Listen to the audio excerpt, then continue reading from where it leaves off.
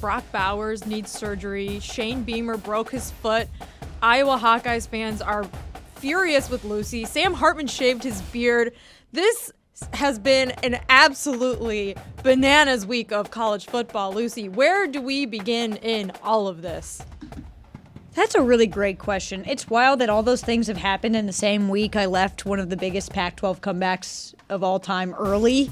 It's been crazy.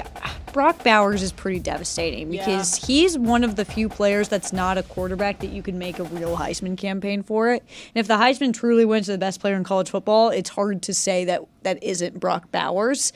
And so devastating loss for Georgia. Shane Beamer kicked something. We don't know what it was yet. Why do we think they're being cagey about what Shane Beamer kicked? Because the report was that he kicked something, an object, broke his foot, and he's really angry about kicking something, which at that point in which you kicked something enough to break your foot, you have to be like, I can't be angry anymore. I need to work on this anger.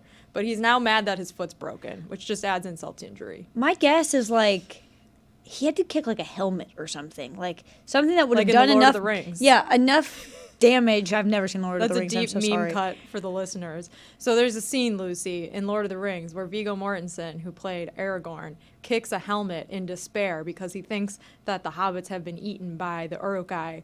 And in the behind the scenes, Viggo Mortensen told people that he actually broke his toe when he kicked the helmet. So when he yells, he was yelling in real pain because his toe hurt so bad. And so every time you watch The Lord of the Rings, The Two Towers, you have to tell someone in that scene, hey, did you know Viggo Mortensen actually broke his toe when he kicked that helmet? Thank you so much for your service. Wow. You're welcome. Thank you. You're welcome. I was thinking maybe a car tire. Yeah. Because that's embarrassing. Don't do that. Formula One drivers do it all the time, but don't do that. Maybe it was a person? Do we think it was an assistant? Dude, I'm nervous he kicked Sir Big Spur. I'm nervous he kicked the chicken. That's why they can't say anything. Oh my God, what if he kicked the chicken? What if he kicks the chicken and they can't say anything about it because he kicked a chicken? And it broke his foot. And that broke would be his foot. His bones are so soft. He got it at the wrong chicken. He got it at the wrong angle and it went beak into foot, broken. We do not support We don't think he actually did that. Animal abuse. We do not support it. And we are not making real allegations. We do not think But this you're actually right. happens. That would be the likeliest culprit, because why else wouldn't they just tell us he kicked a locker, he kicked a helmet, he kicked something. You kicked something. We've got the embarrassing part out of the way. If it's really that embarrassing you can't tell us, you really shouldn't have kicked it. Should we do a reenactment of what happened in the office 20 minutes ago? Yeah. Okay, so I was in the kitchen looking at my phone, and Lucy was in the studio, and the door was open, and it was very quiet. Everyone's in LA. It's very peaceful around here. And I go, Lucy, oh my God, Sam Hartman shaved his beard. No! Lucy screamed no. It was the most so pure, funny. Raw reaction I've ever had in my life. I wasn't ready. Of all the things she could have said, I was not ready for that. I was not ready to hear that. And honestly, Taylor also yelled no from the hallway. Everyone was so shocked. We lost Brock Bowers this week. Iowa fans are mad at me. The last thing I needed right now was Sam Hartman to shave his beard. If it ain't broke, don't fix it, Sam. I agree. He has a mustache right now. Notre Dame's on a bye. Maybe there's time to grow back some stubble before their next game against Pitt. Pitt had a fun week. We'll get to Pitt in a second. But that is the breaking news headlines of the week. How do we feel about the fact that Iowa fans are mad at you for simply stating the objective fact that Iowa could finish 11-1? They have a really bad offense and a really good defense. And you're not sure if them going 11-1 is the best thing in the long term because of said terrible offense. What do we make of these fans being angry with you? I had more than one person, which feels like a very high number, tell me yesterday that I had sold my soul. To who? For what? If I had sold my soul, I would have gotten something better in return. Yeah, you sold your soul to, get made fun of by Dan for, leaving a Stanford game early. Are you for real? They're a little dramatic. We're in this, weird time right now where, with what happened with the woman at the Chargers game, where people are really angry about your fan level. So basically, yeah. the common complaint I have heard is, Lucy, you are not a true Iowa fan. You are a fraud. You go to other games and you wear other schools' hats, and you should probably rot in jail for that. So I would say that I think we should all just take a deep breath, and all I said was that Iowa's offense is bad, and they are, and that Iowa's defense is very good, and they are, and that I don't really know how I feel about it, and I don't. But if you keep being mean to me, I don't think I'm going to start feeling good about it. Everyone needs to take a deep breath. I think all of the success that Iowa is feeling this season is getting to people's heads. I understand that you're not used to being. I mean, no, Iowa's been good over the years. Like, you guys should be okay handling this, but they're not. You guys just need to get used to the fact that your punter is your best player. And he's so good. He's 506 punt yards, and they're amazing. 10-1 all time when he punts at least 8 times. Get used to it and get over it and stop being mean to Lucy. Or I'll fight you. They're just, like, I think the funniest thing about it is they're like, yeah, we know the offense is bad. We're just pissed that you keep talking about it. And it's like, well, I don't know what you want me to do. I'm not the reason it's bad. Maybe get mad at Brian Ferentz. Yeah, take it up with those guys. It's ridiculous. Iowa, I love you. We'll work through it. I'm mad on your behalf. Let's talk about the game of the weekend, not the Iowa game, and also I will concede not the Notre Dame game. Maybe we'll give that second best billing. Taylor's now wearing his Carolina baseball jersey. My favorite thing that Taylor told me this weekend was that after the Carolina win over Miami, he went to Franklin Street and spent like just a boatload of money on Carolina merch, and I'm like, who among us? That is like how college football campuses get ya. Don't you get it for free? You played football there. I just like to support them. He's like, please take my money. You got a little Mike Ryan in you, Taylor. I like it. But no, Washington beating Oregon was the game of the weekend. It was electric. Awesome. Michael Penix Jr., what a performance. Washington's wide receivers are so good. Oregon also, to their credit, like, both teams were very good. I hope we see a rematch. No, it was an absolutely awesome game. I think if that game was played in Eugene, I think Oregon would have won. I think Dan Lanning may have been a little too aggressive in spots that you may not have wanted to be so aggressive, but I mean, that's like the day and age of college football now. I was so impressed with both teams. I think it was awesome to have this game at 3:30 p.m. because so far this year, we haven't gotten to see we haven't seen any of Washington. All we saw from Oregon was that Colorado game. Like, the Pac-12 is where football is happening right now, and it's electric because either of those teams can make it back to the Pac-12 championship. They could play again. That's like dream case scenario. But you also have other teams in that conference. I'm like, shit, I'd like to see them play in the Pac-12 championship too. Yeah, it's going to be really fun. The next 6 weeks, I think, are going to be really fun. I don't fault Dan Lanning for any of his going for it aggressiveness during the game. I think, like, if there's something to criticize him for, maybe it's just the play calls. Like, I don't know. I don't think there's anything wrong with being, trying to convert a 4th down when the game was close the whole time, but like, I think it was not incorrect of Oregon to try to like take those big swings. And the analytics bear out that, like, if you're a team like Oregon that's has above average yards per carry, going for it on 4th down, you may have a slightly above 50% chance of converting. And, like, this is my very rudimentary understanding of analytics, so apologies if I'm wrong. But I don't really fault Dan Lanning, and I think, like, when you're a player on the team, you probably like that your coach is confident that you can go for it. Like, there's so many times watching college football when you see a team not convert on 3rd down, and you see their offensive players are like begging the coach to just let them have one more chance. Like, not Iowa, but other teams do it, and I think that over time will probably work out in his favor. But it was a great game, and 3 points at the end was the only difference, and I could have seen it going either way. I think where it gets me, because I agree with you 100%, is when it is a 3-point game and you think about Oregon not going for the field goal before halftime. Yeah, before halftime, 4th and goal. That's kind of the call I'm referring to, but I have been... That was the one that Dan Lanning also afterwards was like, maybe that one I should have just taken the points. I loved the aggressiveness on 4th down the whole day, although it wasn't really working in their favor. That was the one call where I was like, maybe it's the Iowa in me, but I'm like, take the points, take the field goal. I think Dan Lanning's a phenomenal coach. I've been saying it all year long. I think that he takes Oregon to a national championship game. It may not be this year. It may not be next year, but I think he's one of the next guys. He will be in the Kirby Smart, Nick Saban conversation. The second best game of the weekend not in order that Taylor wrote them on our sheet, the Notre Dame USC game, because of, I think, the way that this has had Heisman implications. This has had major playoff implications. USC is potentially on the verge of an implosion. Like, they're going to have to really fix some things before they play Utah this weekend, which you will be in attendance at that game. I think the biggest, most hilarious fallout has been Oklahoma fans joining the fray. I have seen more Oklahoma fans tap dancing on USC's grave than I have seen Notre Dame fans doing it. It is remarkable how much they still have like all of this angst for Lincoln Riley. Oh yeah, when we went to Texas, Oklahoma, I asked the fans I talked to, how do you feel about Lincoln Riley? Like, when I say that name, what does it, what do you want to do? And they were like, throw up? Like, what do you mean? And they love Brent Venables. They love him so much. And he's a Stoops guy. Yeah, and what's Stoops, an Iowa guy. So Brent Venables, he brings that defensive mindset that Lincoln Riley never had. And they're sitting in this world and they're like, wow, this is the first time I've gotten to watch a team with a good defense, and this guy left us in like shitty fashion. Yeah, I'm glad they lose.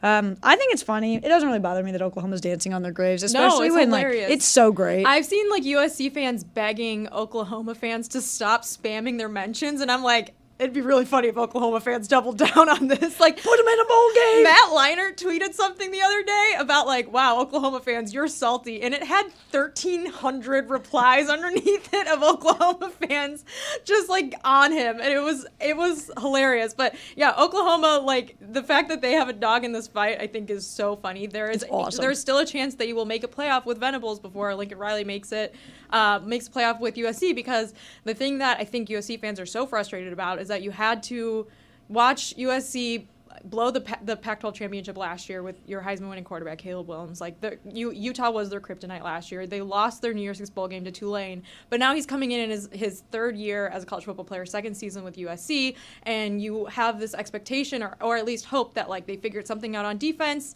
and like Caleb Williams plus a couple weapons are going to be enough to get over the hump this year before he probably will leave to go to the NFL.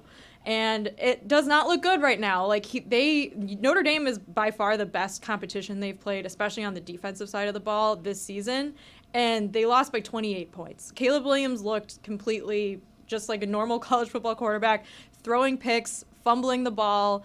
They were just completely lost the entire game offensively. Their defense didn't even have to like screw up. Like, it was all on the offense in this game. So tough for Trojans fans.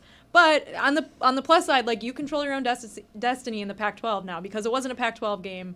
You have all these tests ahead of you. If you win all the games, like, you're still good. But the question is, like, how do you see this team winning any of these games? It's one of those things where I know it very well. You cannot win, significant you can win games with just having one side of the ball be infinitely better. But to actually be competitive against good teams, you cannot trot out the best offense in the world and the shittiest defense. It's just not going to work. It's vice versa with Iowa. It's one of those things where Lincoln Riley, we said it so many times, I sound like a broken record, but it's like, how have you not figured this out by now? Or how have you not hired somebody to figure this out by now? We know what the problem is, because if you get in a situation where you're playing a team like Notre Dame that has a great defense and now your Heisman winning quarterback is just a regular dude, that's it. You're done. That game is over. You have no shot. You can't be reliant on one guy unless he, of course, is your punter, and in that case, very important. Huge. Okay, the actual, like, big primetime game that a lot of Miami fans, Le Batard Show fans, probably were watching was the Miami UNC game. Taylor was boots on the ground. He was at the game. He reported to us live that Tez Walker did the upside down U in Mike Ryan's section, like right in front of his face, and B, Mike Ryan left in the third quarter, so he's not allowed to be mean to Lucy for leaving the Stanford game. Thank you. This was a huge win for Carolina. They own the series against Miami. They have a couple really tough tests ahead. Georgia Tech has been a tough team for North Carolina the past few years.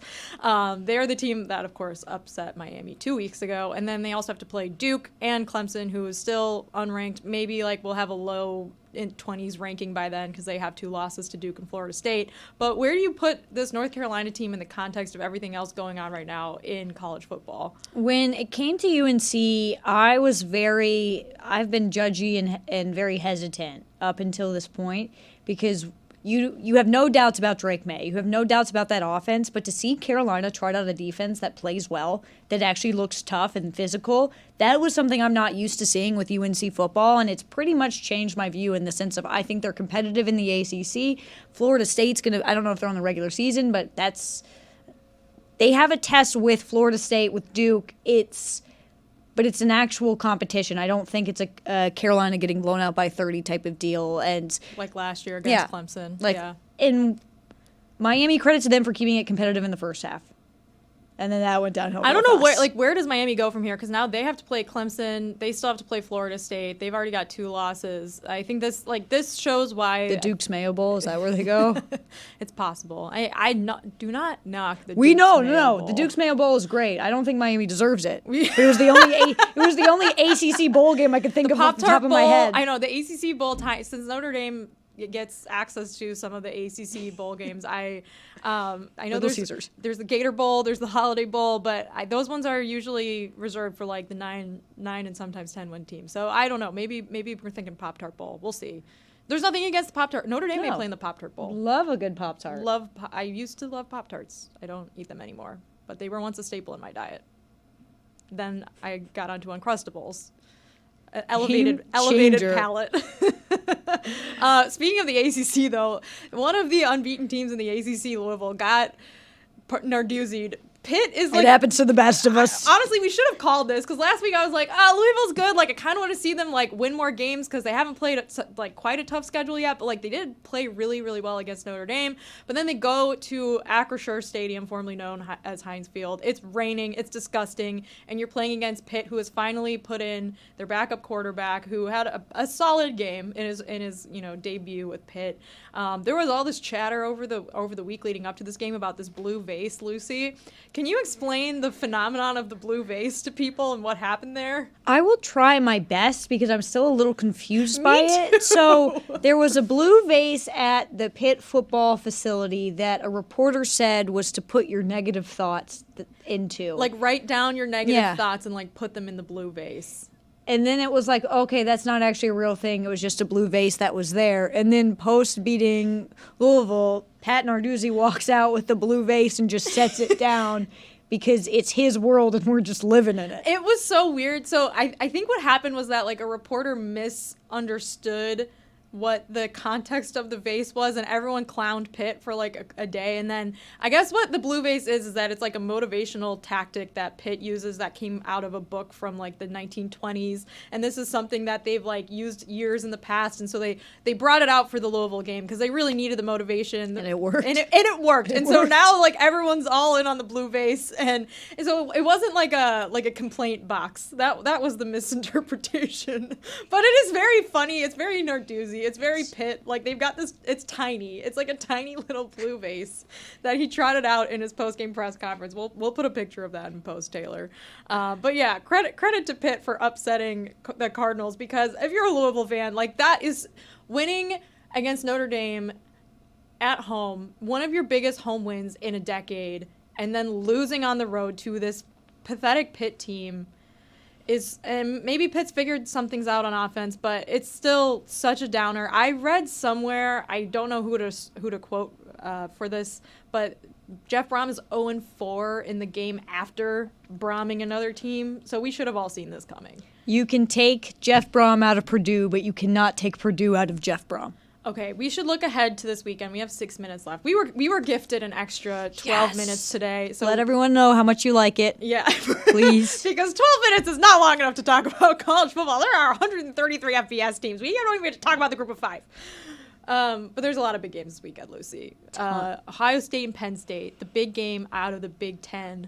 This one is going to be very interesting. Penn State is a team I can't get any sort of read on right now. Like, I genuinely don't know what's going to happen in this game. I'm staying away from betting it. I'm going, no predictions here, because Penn State, their toughest test was against Iowa.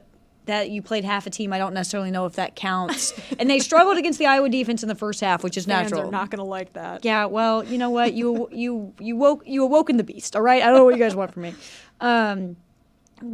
So they struggled against Iowa's defense. They're not throwing the ball deep. Like, the reason James Franklin got that wild question is because they're not, having these big giant plays, and they have a great quarterback.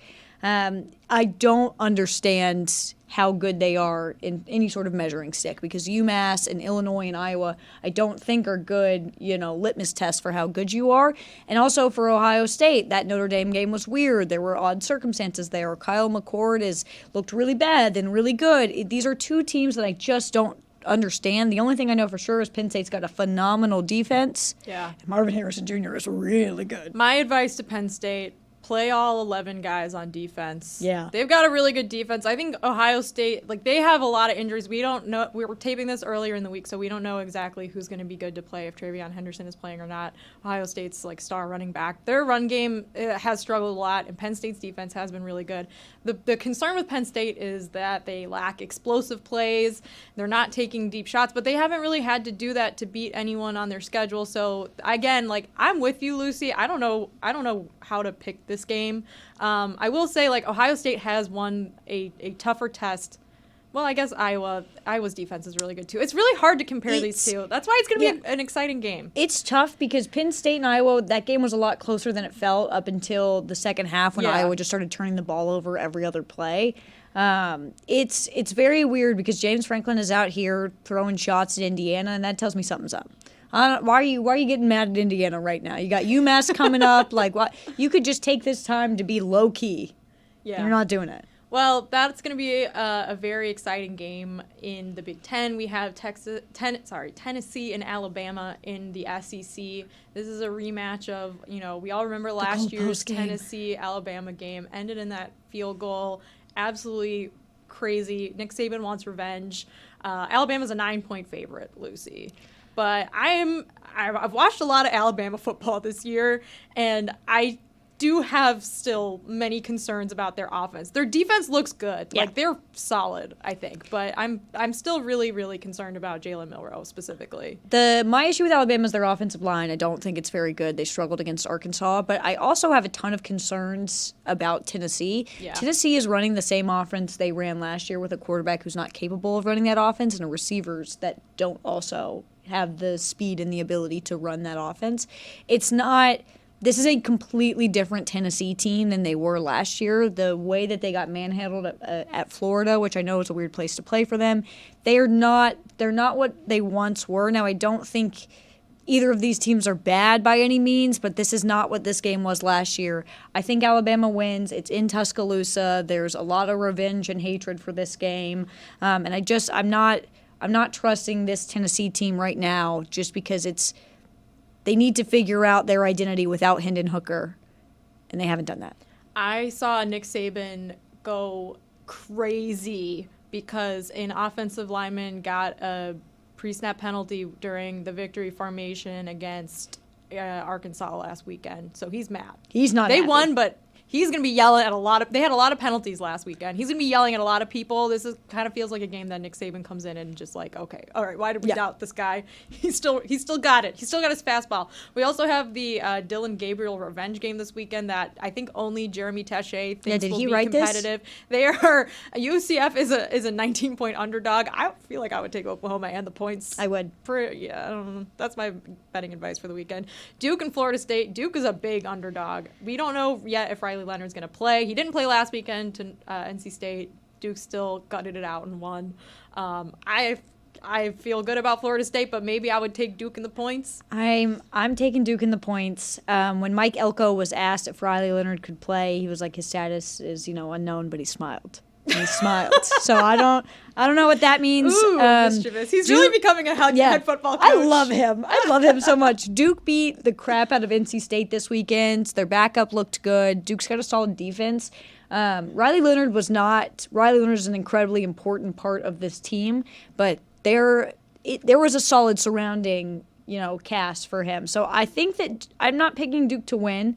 It's in Tallahassee. That's really tough. But Florida State's got a loss in them. I think Duke is a really solid team. I have them covering. I want to finish the segment. Miami and Clemson play this weekend. Dabo Swinney was asked in his press conference about the kneel-down fiasco and Mario Cristobal a couple weeks ago and like what he would do basically. And Dabo said, hopefully in that situation, someone would just punch me. Mike Ryan will punch him if he continues to say stuff like that. Be careful what you wish for, my guy. You can, and he will. He will absolutely do it. He got so mad just over this. No, don't do it! Don't do it!